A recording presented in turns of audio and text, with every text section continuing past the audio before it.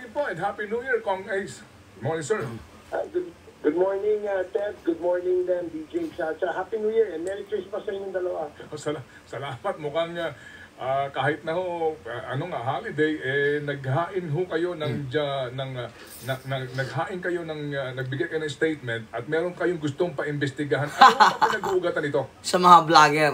Well, alam mo, Ted, kasi matagal... Tinatamaan kasi sila ng mga vlogger, kaya ganun sila, umiiyak na sila. Ng mga biktima nitong mga fake news. Last year, meron kayo ang mga fake news. Nandyan, hindi ako nagkakamali, nirefer po yan sa Committee on Public Information. Na kung saan, yung mga dumudulog po na mga biktima ng fake news. Ako yung mananawagan, pag ito si Barbers tatakbo uli, huwag nyo na pong iboto. Kasi isa po itong iiyakin. Gusto niya hindi siya masita, ma-complain. They think they are above the law.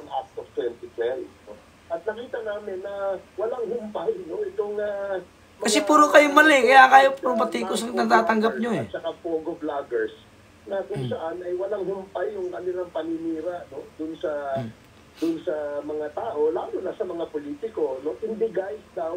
Walang paninira, sinasabi lang yung katotohanan. Malinaw po sa desisyon ng ating Korte Suprema na kapag ikaw ay kumukutya o ikaw ay nag-criticize sa isang public official, dapat po, ito ay hindi yung absolute, no? Hala, bawal lang mag-criticize? Ito lamang sa pag-criticize. Grabe ka, Barbers. Pero kung personal na papasukin, halimbawa, inaakusahan na ikaw ay isang rapist, ikaw ay isang drug lord, ikaw ay isang murderer, parang meron hong borderline yung sinasabi. Ganun talaga, kasi nasa politika kayo. Kailangan ready kayong tumanggap ng mga pambatikos. Paano natin amendahan yung ating batas tungkol dyan, Ted? Okay, sir, nauunawaan ko po where you're coming from. Kasi ako rin po nagmamasid doon nga magmula nung kayo mag-imbestiga dito sa Quadcom. Ang daming, siguro alam niyo na, di ba? Ang daming kumalat na fake news, di ba? Dito sa inyo mismo, opo. Sa inyo mismo. Hindi lang kayo, no? Marami. Tinamaan ka nun. Talagang may hugot kayo dito. Yes, Pedro, ako, inamin ko naman yan. Nung ako'y nag-deliver ng privilege speech na sinabi ko na ako isa biktima rin ako ng fake news, no? Kailangan ko lang sabihin yan nang sa ganun, malaman po ng ating mga kababayan na wala palang pinipili itong mga fake news. Hindi guys, ang lagi yung palusot nito mga vloggers na ito. Hindi magsampa kayo ng kaso, hindi yung ganyan. Sabi nga, freedom of speech, freedom of expression. Okay, vloggers versus barbers, no? Tingnan natin. At may limitasyon yan. Hindi naman pwedeng manirang puri ka na wala kang basihan. Ipakalat mo sa buong social media, di ba? Ito kasing mga narco-vloggers, Ted, I'm sure you are familiar, na pag maraming engagement ito, maraming likes and shares ito, kumikita pa itong mga to. So kung naninirang puri sila, nagiging controversial yung kanilang mga post, kumikita pa itong mga ito. Kaya totoo ito, nanggigigil ito kapag ito ay nagpapahayag ng mga fake news. Opo, sige. So, ano po ang balak ho ninyo dito? Kailan kaya ito? At anong mga komite ang posible pong humawak sa pagdinig? Well, doon po sa resolution na inihain namin bago po mag-break ang Kongreso sa Christmas break, nirefer po itong resolution na ito sa tatlong committee po Committee on Public Information, Tricodcom na. Committee on Public Order. Dito yata nirefer itong aming resolution na ito. So, ang layunin nito ay hindi para pigilan yung mga pagpapahayag, sinungaling, malayang pagpapahayag ng kahit sino. Wala akong problema dyan. Kung mag-criticize din lang po sila, para lang po dumami yung kanilang likes and shares and engagement para kumita sila, medyo may something is wrong, di ba? No, gumawa kayo ng tama. So, wala kayong mabuti, magkaroon ng... Hindi kasi kayo gumagawa ng tama, kaya ganyan. Tapos paggamit ng social media. Alam mo, Ted, kagaya niya, no, na sinasabi natin, kung gagamit din lang kayo ng social media at para magpahayag kayo ng inyong saloobin o opinion sa mga issue, di ba? Iwasan niyo yung paninirang puri.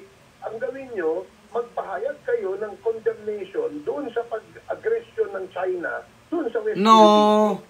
Hindi yung inaaway mo yung kapwa Pilipino mo. Awayin mo. Kasi mali na kayo eh. Gumagawa na kayo ng mali, kaya kayo binabatikos.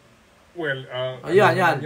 Kumbaga, kanya-kanya pong paggalang sa pananaw, Correct. sa anuman pong mga usapin. But basically nga, ang inyo pong gustong tukuyin talaga dito ay yung pong paggamit po sa social media para doon po sa pagpapakalat ng maling informasyon at paninira po.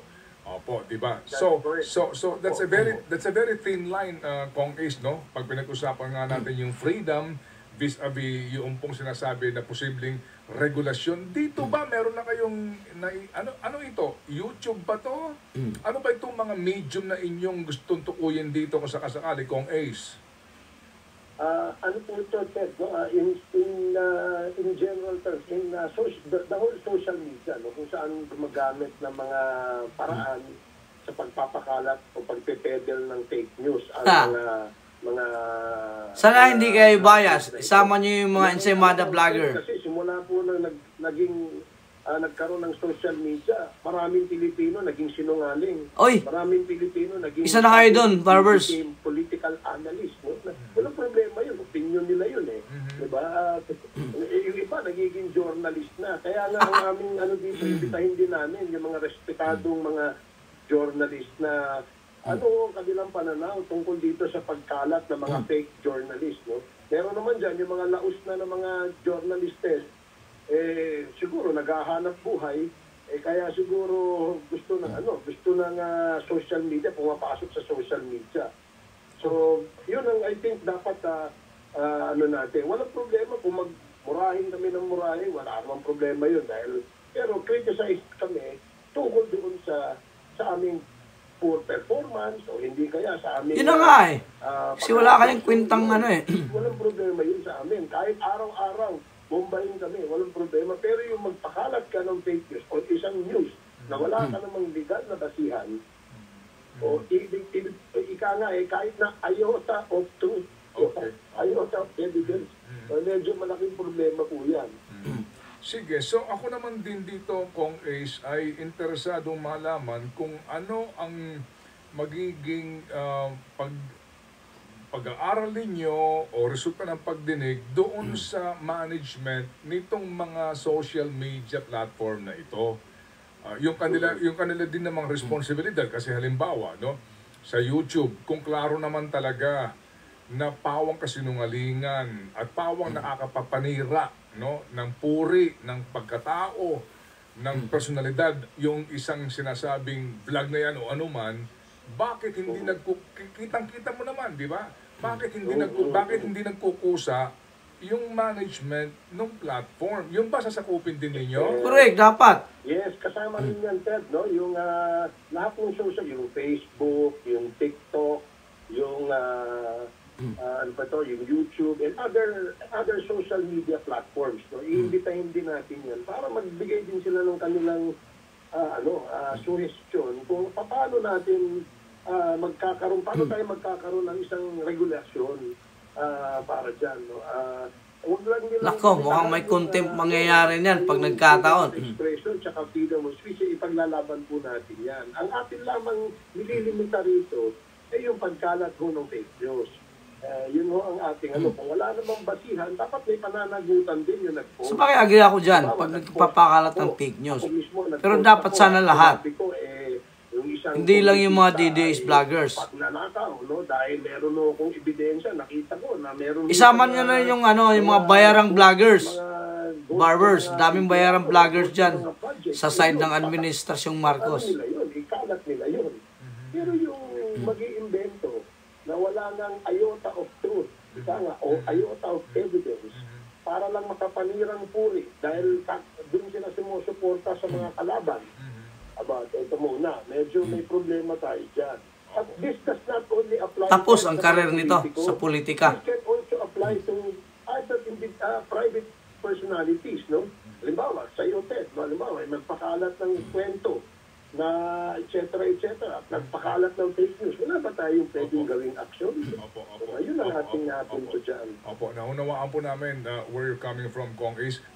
Meron na kayong how urgent again is this one? And kasi pagbalik niyo po, January 13 na, di ba? And halalan na. So meron ba kayong panahon dito?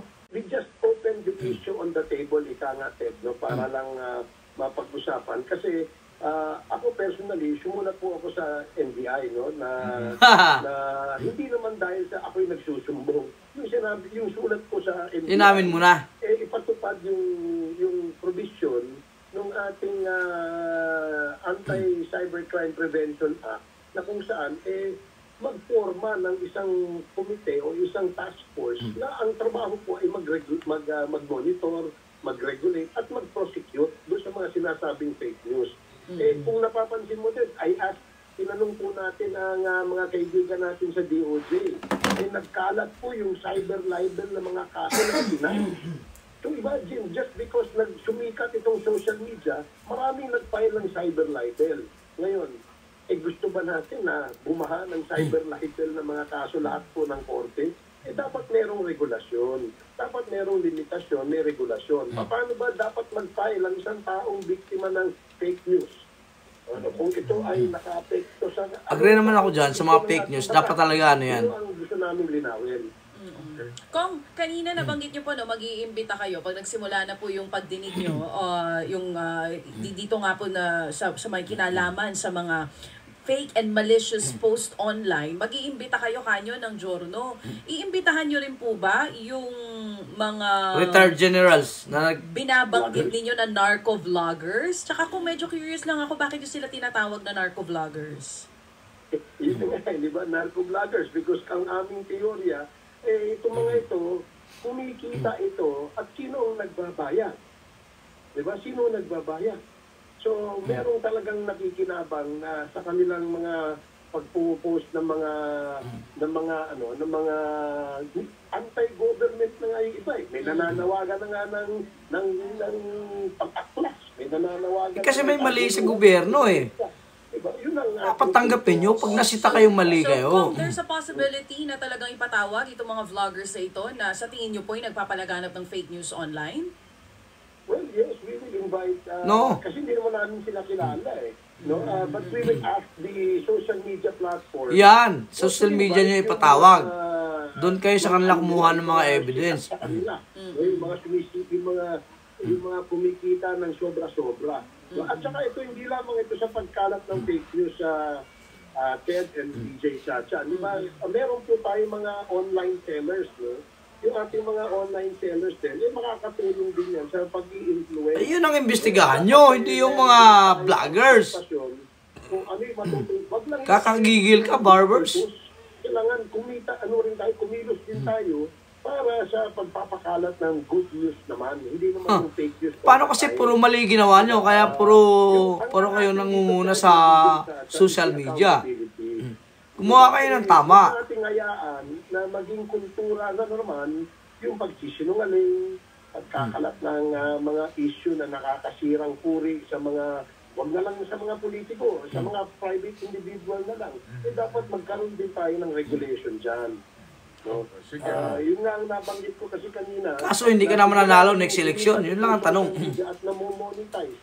Nagiging kabuhayan ng ibang mga vloggers, dumami po ang political analyst, dumami ang mga Giorno, dumami ang mga biglang suddenly naging self-righteous critics of personalities. And I'm sure ang naiintindihan ng totoong journalist na kagaya ninyo kung ano yung nagawa nitong social media na ito.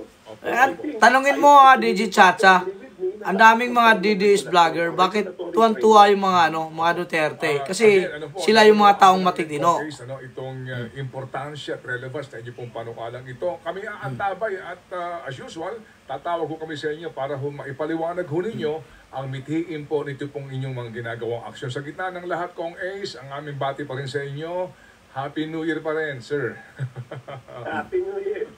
Happy New Year, DJ Chacha. Alam mo, after this interview, sigurado yan, marami magre-react. Marami talaga, number 1 na ako dyan. Opo, ganun po talaga. Pero kung talagang may maling fake news, dapat imbestigahan. Pero kung kayo na may hindi Salamat po, sir. lingkod ng maayos, huwag kayong mapikon. And salamat din po. Opo, thank you.